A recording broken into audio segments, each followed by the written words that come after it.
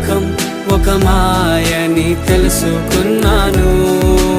ఏది నా సొంతం కాదనుకున్నాను.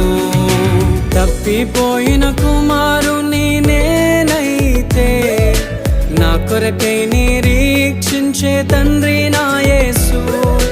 తప్పిపోయిన కుమారుని నేనైతే నా కొరకై నిరీక్షించే తండ్రి నా యేసు. ఈ లోకమంతా నేను వెతకినా నాకు లేదయ్యా ఎక్కడా ఆనందం. నీ సన్నిధిలో ఒక్క క్షణం